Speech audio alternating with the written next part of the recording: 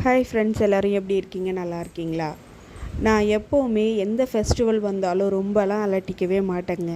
என்னால் என்ன முடியுதோ சிம்பிளாகவும் செய்வேன், கிராண்டாகவும் செய்வேன். அந்த சூழ்நிலை அந்த டைமில் எப்படி இருக்கோ அதுக்கு தகுந்த மாதிரி தாங்க என்னோடய பிளானிங் வந்து எப்போவுமே இருக்கும்.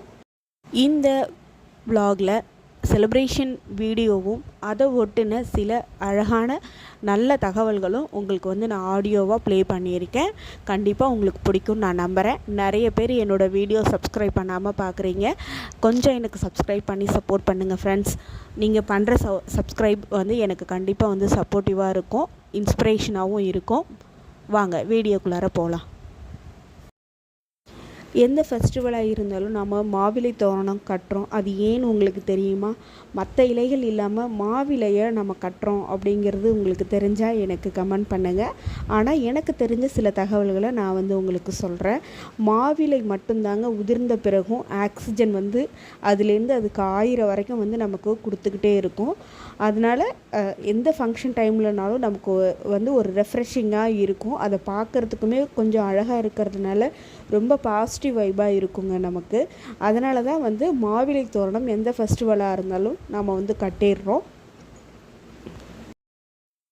இந்த வாட்டி என் பையனுக்கு மாவிலை தோரணம் எப்படி கட்டணும் அப்படின்னு சொல்லிட்டு என் பெரிய பையனுக்கு கற்றுக் கொடுத்தேங்க.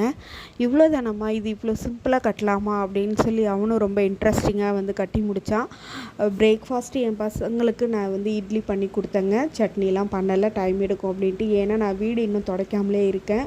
அதனால் பிரேக்ஃபாஸ்ட்டை முடிச்சுட்டு வீட்டை தொடச்சி விட்டுறணும், பூஜை இடத்துலாம் க்ளீன் பண்ணிடணும், அந்த மோட்டிவில் வேலையை ரொம்ப இழுத்துக்காமல் இட்லி பண்ணி பசங்களுக்கு கொடுத்துட்டேங்க.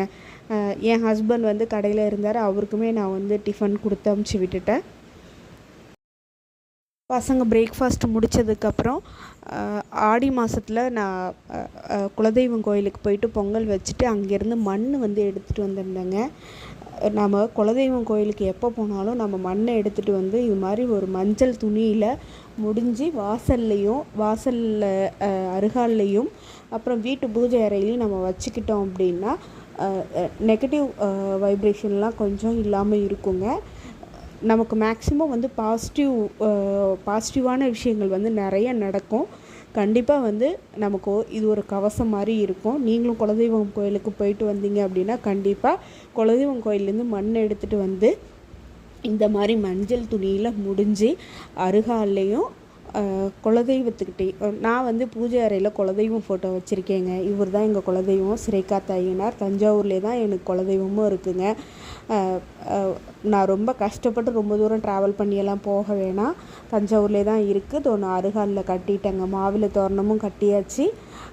அருகாலில் நம்ம வந்து ஆணி அடிக்கக்கூடாதுங்க, செவுத்தில் தான் நம்ம ஆணி அடிக்கணும். என்றைக்குமே வந்து அருகாலில் நம்ம ஆணி அடிச்சிட்டோம் அப்படின்னா அருகாலுக்குன்னு பவர் இருக்குது இல்லைங்களா, சக்தி இருக்குது. அருகாலில் தான் குலதெய்வமும் இருக்குன்னு சொல்லுவாங்க. அதனால் நம்ம ஆணி அடிக்கக்கூடாதுங்க என்றைக்குமே. இந்த பூஜை பொருட்கள்லாம் க்ளீன் பண்ணிவிட்டு வீட்டெல்லாம் தொடச்சி விட்டுட்டு நானும் குளிச்சுட்டு ரெஃப்ரெஷ் ஆகிட்டு பசங்களும் குளிச்சுட்டு வந்ததுக்கப்புறம் கொழுக்கட்டை பண்ணியாச்சுங்க. இந்த கொழுக்கட்டையை நம்ம விநாயகருக்கு பண்ணுறோன்னு உங்கள் யாருக்காவது தெரியுமா? இந்த கொழுக்கட்டை வசிஷ்டரோட மனைவி அருந்ததி, வானத்தில் நட்சத்திரமாக இருக்காங்க இல்லைங்களா, அருந்ததி தான் வந்து விநாயகருக்கு வந்து அவங்க வீட்டுக்கு வரும்போது இந்த கொழுக்கட்டையை நைவேத்தியம் வச்சாங்கங்க. அது விநாயகருக்கு ரொம்ப பிடிக்கவும் தான் விநாயகர் எப்போவுமே வந்து விருப்ப உணவான மோதகத்தை அவர் கையில் வச்சுருக்காரதா இதிகாசங்கள் நமக்கு சொல்லுது. இந்த மோதகம் பிறந்ததுக்கு இன்னொரு கதையும் ஒன்று இருக்குங்க. ஞானபாலி அப்படின்னு ஒரு அரசர் இருந்தார். ரொம்ப நீதிமான் அந்த அரசர். ரொம்ப சிறப்பாக வந்து ஆட்சி பண்ணிகிட்டு இருந்தாராம். அப்படி இருக்கும்போது பஞ்சம், அவர் நல்லா ஆட்சி பண்ணியும் பஞ்சம் வந்து நாட்டில் வந்துருச்சு. அதை போக்குறதுக்கு யாகம் பண்ணார். ஆனால் அந்த யாகம் முழுசாக நடக்கக்கூடாதுங்கிறது தாங்க விதி. இது நடக்கக்கூடாதுங்கிறதுக்காக மேனகை இருக்காங்க இல்லைங்களா, அவங்க ஞானபாலி கண்ணில் படவும் அந்த யாகத்தை விட்டு அவர் எந்திரிச்சு போகிறாரு. இதனால் வந்து யாகம் தடைப்படுது. அவர் திரும்ப மேனகி வந்து அவர் பின்னாடி வர்றது தெரியும், சத்தம் போடவும் அவர் திரும்ப யாகத்தை வந்து விட்டு போனதை தொடர்ந்து நடத்துகிறாரு. யாகம் வந்து விட்டு போயிடுச்சுன்னா புதுசாக தான் பண்ணணும் அப்படின்னு சொல்லி சொல்கிறாங்க. பட் ஆனால் அவர் கேட்கவே இல்லை. அந்த விட்டு போன யாகத்தையே அவர் தொடர்ந்து நடத்துறதுனால சாபம் ஏற்பட்டு அதனால் அவர் பெரிய அரக்கனாக வந்து மாறிடுறாரு. கண்ணில் பட்டவங்களை எல்லாரையுமே வந்து சாப்பிட்டுக்கிட்டே இருக்கார். ஆனால் அவர் என்னதான் அரக்கனாக மாறினாலும் விநாயகர் வழிபாடை விடவே இல்லை. ஏன்னா அவருக்கு விநாயகர் வழிபாடுங்கிறது சிறு வயசுலேயே இருந்தது. யாராலையுமே அவரை வந்து எதிர்க்கவே முடியல. தேவர்கள் வந்து சிவன் பார்வதி கிட்ட முறையிடவும் இவர் விநாயகர் பக்தராக இருக்கிறதுனால தான் ஒன்றும் பண்ண முடியல அப்படின்னு தெரிஞ்சுக்கிட்டவங்க விநாயகர்கிட்ட சொல்கிறாங்க. விநாயகர் வேடன் வடிவில் ஞானபாலிக்கு எதிர்த்த மாதிரி போய் நிற்கிறாரு. அவர் சாப்பிட என்ன தான் ட்ரை பண்ணாலும் வேடன் வடிவில் நிற்கிற விநாயகரை சாப்பிடவே முடியல. பிறகு அவர் நிற்கிறது விநாயகர் தான் அப்படிங்கிறத அவர் தெரிஞ்சுக்கிட்டாரு. அவர் தெய்வமாக வணங்கின விநாயகரே வந்து கண் முன்னே நிற்கவும் அவர் தனக்கு ஏற்பட்ட அரக்கனாக மாறினதுக்கப்புறம் ஏற்பட்ட பெரும்பசியை தீர்க்க சொல்லி அவர் மன்றாடினார். இதனை ஏற்ற விநாயகர் அவரை கொல்லவும் மனசு இல்லை. ஏன்னா அவர் வந்து விநாயகரோட பக்தர் அப்படிங்கிறதுனால கொல்றதுக்கு மனசு இல்லை. சொர்க்கத்துக்கும் அனுப்ப முடியாது, பண்ண பாவம் அது மாதிரி. அதனால் அவரை மோதகமாக மாற்றி தன்னுடனே வயிற்றில் வச்சுக்கிட்டாருங்க.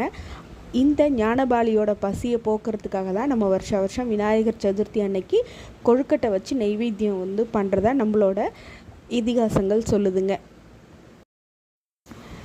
விநாயகர் சதுர்த்தி வந்தாலே எனக்கு எங்கள் அம்மாவோட ஞாபகம் வந்துடுங்க. எனக்கு சின்ன வயசில் எங்கள் அம்மா இந்த பூவரச இலை இருக்குது இல்லைங்களா, அதில் வந்து கொழுக்கட்டை நிறையா செஞ்சு அவிச்சு எங்கள் எல்லாருக்குமே, எனக்கு எங்கள் அண்ணன் அக்கா எங்கள் 3 பேருக்குமே கொடுப்பாங்க. ரொம்ப சுவையாக இருக்கும். இப்போ எங்கள் அம்மா இல்லை எங்களோட. பட் ஆனால் அந்த விநாயகர் சதுர்த்தியோ எந்த ஃபெஸ்டிவல் வந்தாலும் எங்கள் அம்மா ஞாபகம் வந்துடும். இந்த கொழுக்கட்டை செய்யும் போதும் எங்கள் அம்மாவை பற்றி என் பசங்கள்கிட்ட சொல்லிக்கிட்டே தான் நான் வந்து இந்த கொழுக்கட்டையை செஞ்சேங்க. நம்ம டவுனுக்குள்ளார இருக்கிறதுனால பூவரச இலை எங்களுக்கு கிடைக்கல. நம்ம கடையில் கொழுக்கட்டை மாவு சேல்ஸ் வைக்கும்போது இந்த அச்சுமே வந்து ஃப்ரீயாக வரும் இல்லைங்களா, அதுக்கு கிடைச்சதை வச்சு நான் வந்து கொழுக்கட்டை பண்ணி சிம்பிளாக வந்து படையலும் போட்டுட்டேங்க. நான் ரொம்ப எளிமையாகவும் பூஜை பண்ணுவேன், கிராண்டாகவும் பண்ணுவேங்க. அந்த நேரத்தில் என்ன கிடைக்குதோ, அந்த நேரத்தில் என்ன சூழலோ அதுக்கு தகுந்த மாதிரி நான் வந்து பூஜையை பண்ணிவிடுவேங்க. அதை முடிச்சுட்டு அன்றைக்கி விநாயகர் சதுர்த்தியிலேருந்து 3ஆவது நாள் மேலே வீதியில் இந்த 45 விநாயகர் நினைக்கிறேங்க மொத்தமாக. மேலே வீதி, தஞ்சாவூர் மேலே வீதியில் எல்லாம் ஆற்றுல கரைக்கிறதுக்காக எல்லா விநாயகரும் வந்து புறப்பாடு ஆகிடும். யாரெல்லாம் தஞ்சாவூர்லேருந்து இந்த வீடியோ பார்க்குறீங்களோ எனக்கு லைக் பண்ணுங்கள், சப்ஸ்கிரைப் பண்ணுங்கள். மேலே வீதியில் இந்த தஞ்சாவூர் ஊர்வலத்தை பார்த்துருந்தீங்க அப்படின்னா எனக்கு கமெண்ட் பண்ணுங்கள். அதே மாதிரி தஞ்சாவூரில் இருக்கிற சிறைக்காத்த ஐயனார் தான் எங்களுக்கு குலதெய்வம்னு நான் இந்த வீடியோவில் ஸ்டார்டிங்லேயே சொல்லியிருந்தேன்.